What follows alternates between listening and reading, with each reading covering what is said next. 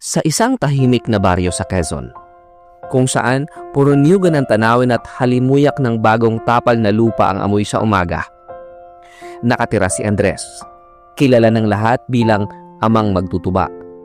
Araw-araw, bago pa sumikat ang araw, gumigising siya para maghanda ng mga sisidlan, tali at lubid. Habang tulog pa ang buong baryo, maririnig mo na ang pagaspas ng palwa habang umaakyat siya sa mataas na niyog. Ang trabaho niya ay simple, pumitas ng bulaklak ng niyog, tabasin ito ng bolo at hayaang tumulo ang dagta sa kawayan. Pagkalipas ng ilang oras, ang dagta ay nagiging tuba, isang inumin na siyang bumubuhay sa pamilya niya. Ngunit para sa mga tao sa baryo, mababa ang tingin sa ganitong hanap buhay. Sa tuwing makikita siya ng mga kumpare, may kasunod na tawa at biro. "Paring Andres," sabi ni Totoy isang umaga habang nagkakape sa tindahan, "hanggang kailan ka ba aakyat ng niyog? Baka pati ang anak mo magtutuba rin." Ngumiti lang si Andres, kahit bahagyang humapdi ang loob niya. "Habang may niyog at pangarap, hindi ako titigil." Paano kung gusto mong magpatapos ng anak? Sa tuba? Aba, imposible yan. Singit ni Cardo, na palaging may hawak ng baso ng gin pero walang sariling kita. Tahimik lang ulit si Andres. Hindi niya ugaling makipagtalo. Ang alam niya lang, bawat litrong tubaan na maibebenta, isang hakbang yon papunta sa pangarap ng mga anak niya. Pagka-uwi niya sa bahay, sasalubungin siya ng asawa niyang si Lina. Nakangiti pero halatang pagod din.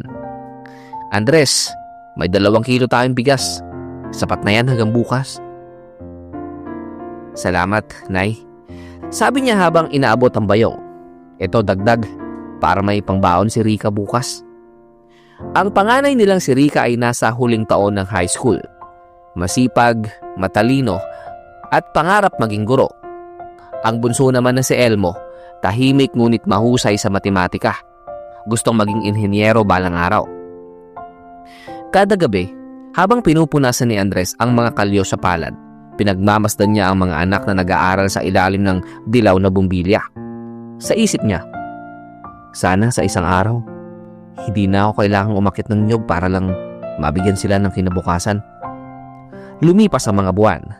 Tila mas lalong lumalim ang kahirapan. Tumaas ang presyo ng bilihin at minsan kulang ang kita sa tuba. Ngunit hindi kailanman sumuko si Andres. Kahit masakit na ang mga kalamnan, kahit may mga araw na nabibitin sa pagkain, hindi niya pinapakita ang pagod sa pamilya. Isang gabi, nag-uusap ang mga bata sa hapag.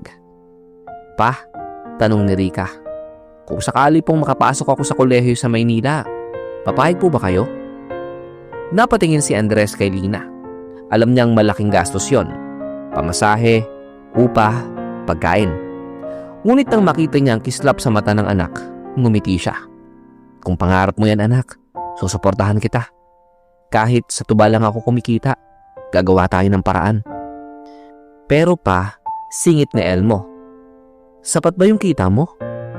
"Anak," mahinahon niyang sagot, "hindi nasusukat ang kakayahan ng tao sa trabaho niya.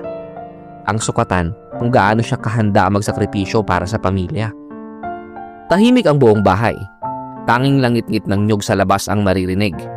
Ngunit sa loob ng dibdib ni Andres, may apoy, isang matinding determinasyong hindi kayang patayin ng hirap o pangungutya. Isang madaling araw, habang umaakyat siya sa puno ng niyog, naramdaman niyang dulas ang katawan niya, baka dahil sa ulan kagabi. Sa isang iglap, nadulas siya, napakapit siya sa lubid, halos mabali ang braso, pero hindi siya bumitaw. Pagkababa niya, nanginginig ang tuhod, pero nakangiti pa rin. "Salamat, Diyos ko," bulong niya. Hindi pa tapos ang laban. Pagka-uwi niya, nakita ni Lina ang mga galo sa braso. "Andres, bakit hindi ka nag-iingat?" "Malapit na ang enrollment," sagot niya, pilit na nakangiti. "Sayang ang bawat araw na hindi ako makakuha ng tuba." Habang nilalagyan ni Lina ng langis ang sugat niya, napaluha siya. "Andres, minsan iniisip ko kung bakit kailangan nating maghirap ng ganito." Hinawakan ni Andres ang kamay ng asawa. "Dahil mahal natin ang mga anak natin, at pag mahal mo, titiisin mo kahit masakit, kahit nakakatawa sa mata ng iba. Kinabukasan, pumunta siya sa bayan para ibenta ang tuba. Habang bitbit ang 2 galon, sinalubong siya ng mga kumpare. "O Andres, baka naman gusto mong sumama sa amin sa inuman. Libre na to." Napailing siya. "Pasensya na pare, kailangan kong makabalik agad sa bahay. Magbibilang pa ako ng kita, pang-enrollment ng anak ko." "Enrollment? Sa kolehiyo? Pare, kahit 30 puno ng niyog pang akyatin mo, hindi mo kakayanin yun." Tawa ni Cardo. Ngumiti lang si Andres. "Basta may tiwala sa Diyos pare, lahat kakayanin." Habang naglalakad pa uwi, ramdam niya ang bigat ng bayong sa balikat. Pero mas mabigat ang bigat ng pagdududa ng mga tao. Ngunit sa bawat hakbang niya, inuusal niya sa isip, "Hindi ako titigil." Pagdating sa bahay, sinalubong siya ni Rica na may dalang sobre. "Pa, natanggap po ako sa Maynila. May scholarship ako. Pero kailangan pa rin ng pambayad sa boarding at mga libro." Napayakap si Andres sa anak. "Salamat sa Diyos anak. Basta ikaw, pagbutihan mo. Ako na ang bahala sa gastos." Sa likod niya, nakatingin si Lina. Nagpigil ng luha. Alam niyang kakayanin ni Andres kahit ang kapalit ay pawis, pagod at kalyo. Kinagabihan, habang nakahiga sila sa banig, tinanong ni Lina, "Andres, hindi ka ba natatakot? Paano kung hindi sapat?" "Natakot na ako noon, Nay." Mahina niyang sagot. "Pero mas natatakot ako makita ang mga anak nating hindi nakapagtapos. Mas okay nang mahirap ko yan kaysa magduda sa sarili habang buhay." Sa labas, kumikislap ang buwan. Sa ibabaw ng mga punong nyog, para bang nakangiting saksi sa pangako ni Andres na hanggat kaya pa niyang umangat, hindi titigil ang kanyang laban. Mabilis ang lumipas na mga araw. Si Rica ay nakaluwas na patungong Maynila. Sa unang beses na wala siya sa bahay, ramdam ni Andres ang kakaibang katahimikan. Sanay siyang marinig ang boses ni Rica tuwing umaga. "Pa, eto pong kape nyo." O di kaya, "Pa, mag-iingat po kayo sa niyog." Ngayon, ang tanging maririnig niya tuwing madaling araw ay huni ng uwak at langit-ngit ng lubid habang paakyat siya sa niyog. Para kay Rica ito. Bulong niya sa sarili habang itinatali ang katawan sa puno. Araw-araw, ganoon ang takbo ng buhay ni Andres. Gising bago mag-alas 4, akyat sa niyog, tabas ng bulaklak, salok ng tuba. Pagkatapos ay ibebenta sa bayan. Kung minsan, kahit masakit na ang katawan, dinadagdagan pa niya ng ilang punong aakyatin. Sa isip niya, bawat galon ng tuba may kasamang pangarap. Sa Maynila, si Rica na may nagsusumikap. Nakatira siya sa maliit na dormitoryo. May scholarship siya pero kailangan pa ring magbayad ng boarding house at libro. Minsan, kulang ang allowance. Isang gabi, tinawagan siya ng ama. "Pa, huwag po kayong masyadong magpagod. Kaya ko naman mag-part-time dito." Numiti si Andres kahit hindi siya nakikita. "Anak, trabaho ko to. Huwag mong inaalala si papa mo. Mas masarap kumising kapag alam mong para sa'yo ang pagod ko." Sa kabilang linya, tahimik lang si Rica. Ramdam niya ang bigat ng boses ng ama. "Pa, pangako, hindi ko sasayangin yung sakripisyo ninyo." Samantala, si Elmo ay nasa kolehiyo na rin sa bayan. Madalas siya ang tumutulong sa ama sa mga gawaing bahay. "Pa," sabi niya isang araw, "pwede naman akong maghanap ng trabaho para hindi ka na masyadong mahirapan." Ngumiti si Andres. "Anak, may oras ka pa para dyan. Ang gusto ko, mag-aral ka muna. Ako na munang magtutuba." "Pero pa, tingnan mo itong mga kamay ko," sabi ni Andres. Ipinakita ang mga palad na puro kalyo. "Sanay na yan sa sakit. Pero kapag nakita kong magtagumpay kayo ng ate mo, lahat ito siguradong mawawala." Natahimik si Elmo. Tumango lang siya. Pero sa loob-loob niya, nangako siyang babawi balang araw. Pagkaraan ng ilang linggo, dumating ang tag-ulan. Sa halip na maipon, madalas masira ang mga sisidlan ng tuba. Minsan, tinatangay ng hangin. Minsan naman, nasisira dahil sa sobrang lamig ng panahon. Isang umaga, habang nasa tindahan siya, nilapitan siya ni Cardo. "O Andres," sabi nito habang umiinom, "ano ng balita? Baka di ka na makabayad ng tuition ng anak mo. Mahina ang benta ng tuba ngayon, hindi ba?" Tahimik lang si Andres, ngunit ramdam niya ang panguuyam. "Ayos lang pare, lilipas din tong tag-ulan. Gaya ng hirap, laging may panahon ng liwanag." Tumawa si Cardo. Ay nako Andres, ang hirap mo pa rin paniwalaan sa mga ganyan. Ngumiti lang si Andres. Alam niyang walang saysay ang makipagtalo sa taong hindi nakaranas ng tunay na sakripisyo. Isang gabi, habang lumalakas ang ulan, nabasa ang loob ng bahay nila. Tumutulo ang bubong at basang-basa ang sahig. Tumulong si Elmo mag-igib at magtabo ng mga butas. Si Lina naman ay nagluluto ng lugaw para lang may mainit silang makain. Habang nagkakandahirap, napatingin si Lina kay Andres. Pangarap natin ang pinaglalaban mo. Pero minsan, gusto kong sabihin na, ang hirap Andres, wala kang pahinga. Lumapit si Andres sa kanya, basang-basa sa ulan. Nay, alam kong mahirap. Pero hindi ko kayang tumigil habang hindi ko pa nakikita si Rika na nakasuot ng toga. Kapag natupad yun, saka ako magpapahinga. Tahimik si Lina. Alam niyang totoo iyon. Sa bawat patak ng ulan sa bubong, tila may kapalit na patak ng pag-asa sa puso niya. Lumipas ang ilang buwan, unti-unting bumalik ang araw at sigla ng kalikasan. Muling nagsimulang mamulaklak ang mga niyog at muling napuno ng tuba ang mga sisidlan. Isang umaga, may dumating na liha mula kay Rika. Pa, nakapasa po ako sa lahat ng subject ko. Malapit na akong magtapos. Maraming salamat sa lahat ng sakripisyo ninyo. Ang bawat pagod nyo, hindi nasasayang. Binasa iyon ni Andres ng paulit-ulit. Tumulo ang luha niya habang hawak ang papel. Salamat Diyos ko. Unti-unti nang nagbubunga ang tuba ko. Ngunit dumating ang isang trahedya. Habang nasa puno ng niyog, biglang humangin ng malakas. Nadula si Andres at nahulog mula sa taas. Nahilo siya at sumakit ang likod. Agad siyang dinala sa health center. Nabugbog lang naman, sabi ng doktor. Pero kailangan niya magpahinga ng ilang linggo. Nag-alala si Lina. Andres, huwag ka munang aakyat. E paano ang pang-tuition ni Rika?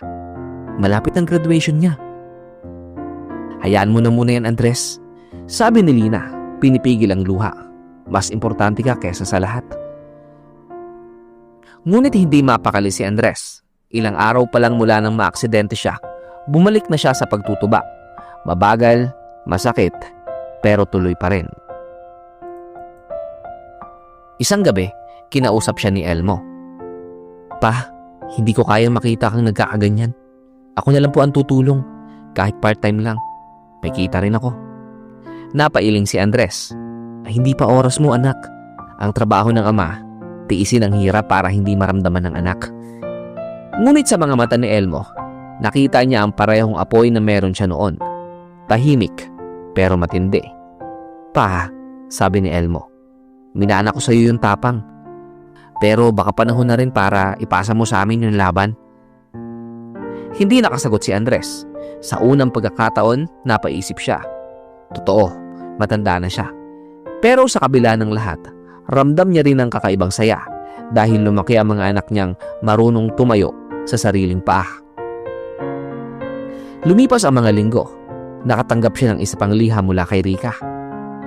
Pa, graduation ko na po sa susunod na buwan. Gusto kong makapunta kayo. Kahit wala tayong magarbong damit, gusto ko lang kayong makita sa araw na yon. Naluha si Andres. Salamat Panginoon, bulong niya. Ito na yata ang bunga ng lahat ng pagod. At sa araw ng biyahe papuntang Maynila, nag-ayos si Andres ng lumang barong. Pinahiram siya ng kapitbahay ng sapatos at si Lina ay nagluto ng baon nilang tinapa at kanin. Habang sakay ng bus, pinagmamasdan ni Andres ang mga punong niyog na unti-unting nawawala sa tanawin. Sa loob-loob niya, tila sumisigaw ang bawat puno. Andres, panalo ka na! Pagdating nila sa Maynila, una niyang nakita si Rika. Nakasuot ng toga, nakangiti at may medalya sa dibdib. Sa sandaling iyon, parang nawala lahat ng sakit, pagod at kalyo sa kanyang kamay. Sa entablado, narinig niya ang pangalan ng anak.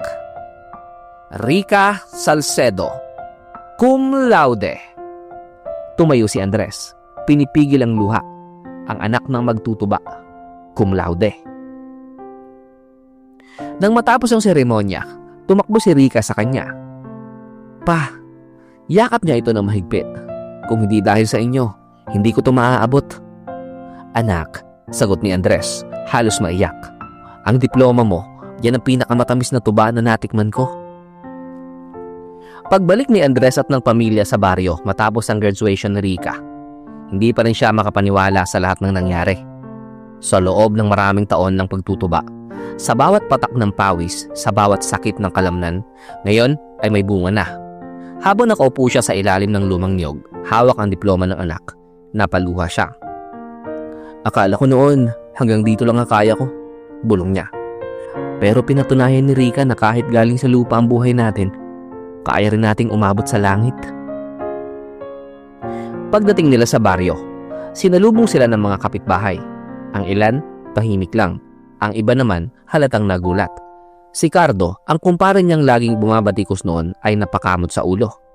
"O Andres," sabi niya, pilit na nakangiti. "Cum laude pala yung anak mo ha. Aba, ibang klase ka rin." Ngumiti si Andres. "Hindi ako pare, mga anak ko. Ako, tagapagtanim lang. Sila ang bunga." Tahimik si Totoy. "Pasensya na Andres. Noon, nakala namin imposible. Pero totoo pala yung sinasabi mo.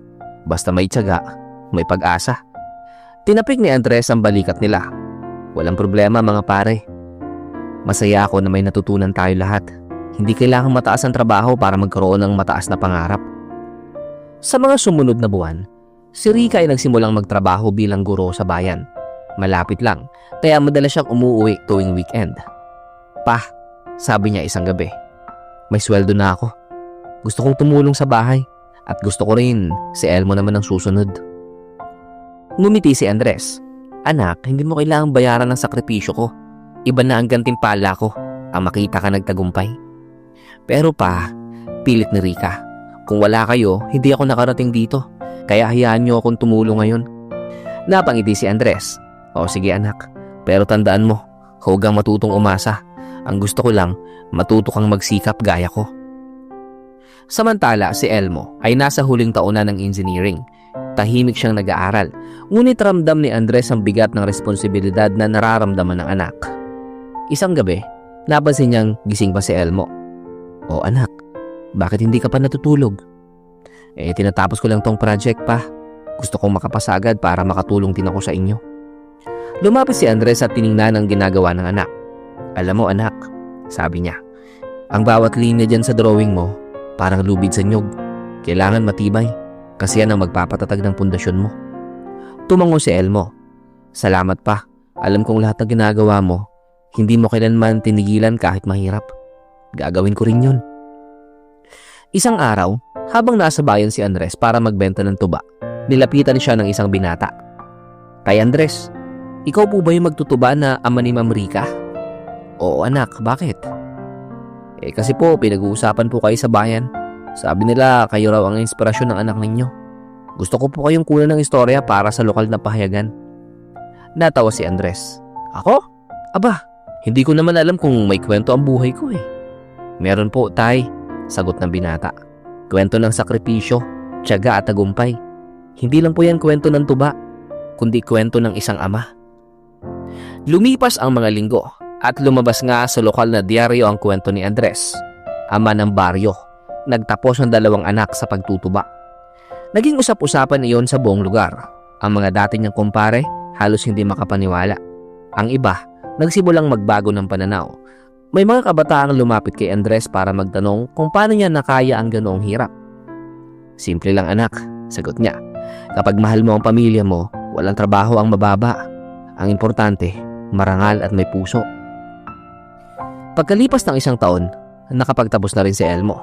Sa araw ng graduation niya, halos hindi makapagsalita si Andres habang nakatingin sa entablado. "Engineer Elmo Salcedo," anunsyo ng tagapagtapos. Napatayo si Andres. Niyakap niya si Lina ng mahigpit. "Nay," bulong niya, "2 na silang nakatapos. 2. Pagkatapos ng seremonya, lumapit si Elmo sa ama. "Pa, sa wakas natapos na rin. Hindi ko ito makakamit kung hindi mo ako tinuruan kung ano ang halaga ng pawis at sakripisyo."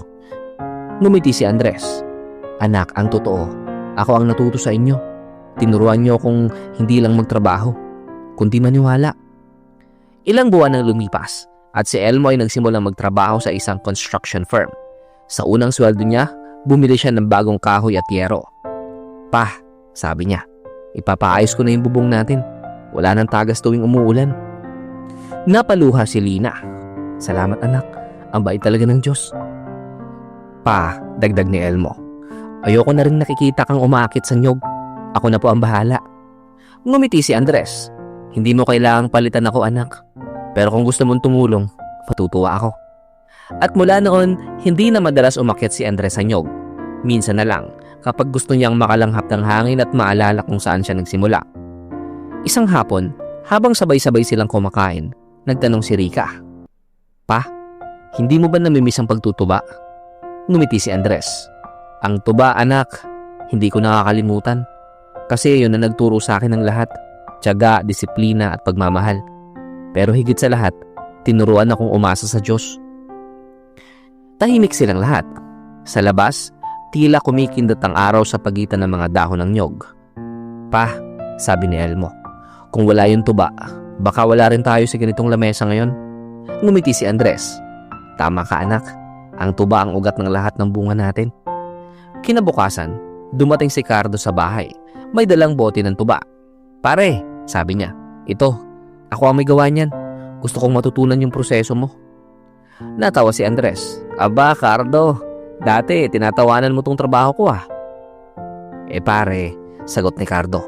Nung makita ko yung mga anak mo nagsipagtapos, naisip ko, baka ako rin. Kaya kong baguhin ang buhay ko. Ngumiti si Andres. Hindi pa huli ang lahat pare. Basta't magsimula ka lang. Magmula noon, tinuruan ni Andres si Cardo na magtuba ng maayos. Hanggang sa pareho silang kumikita ng marangal at nagsimulang magbahagi na ng mga pangarap sa ilalim ng parehong langit na minsang saksi sa pangungutya. Sa tuwing may bagong tubo ng tuba, madalas sabihin ni Andres, ang tuba parang buhay. Minsan matamis, minsan maasim. Pero kapag inalagaan mo, nagiging masarap. Ngumiti si Lina. At ikaw Andres, parang tuba rin. Tumatapang habang tumatagal. Nagkatawanan silang lahat. At sa bawat halakhak, ramdam ang ginhawang matagal nilang hinintay.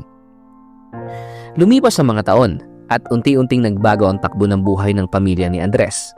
Hindi na ganoon kahirap ang araw-araw.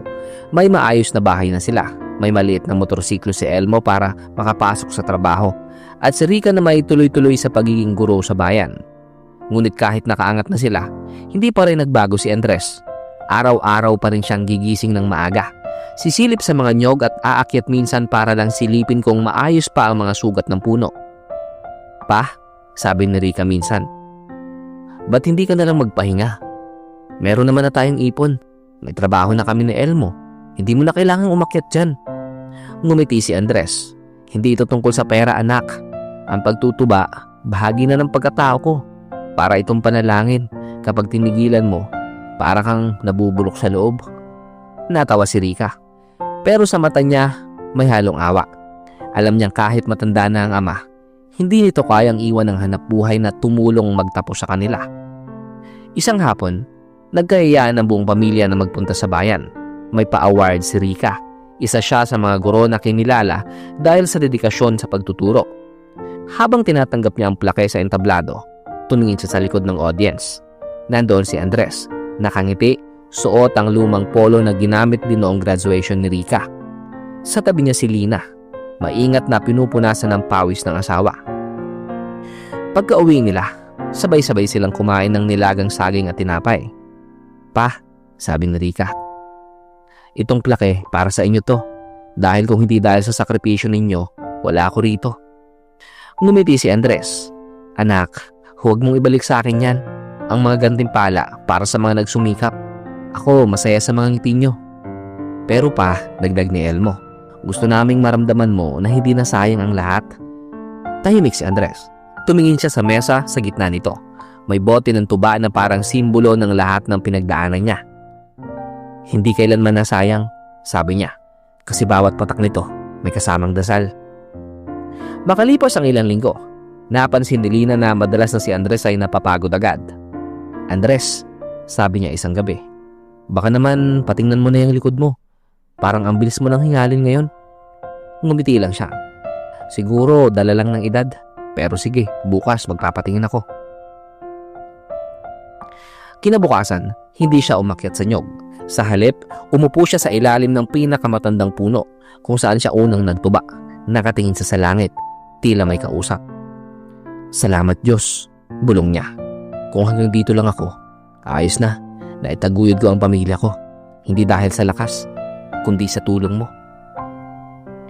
Pag-uwi ni Rica kinahaponan, nadatnan niyang tahimik ang paligid. Si Lina ay nakaupo sa bangko, hawak ang kamay ng asawa. "Rica," bulong ng ina, "si papa mo, natulog na." Nanlamig si Rica. "Nay, ano pong ibig niyong sabihin?" Tahimik si Lina. Habang nakaupo sa ilalim ng niyog, bigla na lang siyang pumikit. Para bang natulog lang. Wala nang sakit. Wala nang hirap. Lumuhod si Rica sa tabi ng ama. "Pa," bulong niya habang hinahaplos ang kamay nito, "hindi mo man nasabi. Alam naming mahal mo kami. Salamat sa lahat." Kinabukasan, buong baryo ang nagtipon sa bahay nila. Ang mga kumpare, kapitbahay, dating nanlait, lahat dumating. Ang ilan, umiiyak. Si Cardo na dati laging nangaasar ay lumapit sa kabaong. "Paring Andres," sabi niya, "dati, tawa lang kami ng tawa sa'yo. Pero ngayon, ikaw palang dapat naming ginaya. Maraming salamat sa aral na iniwan mo."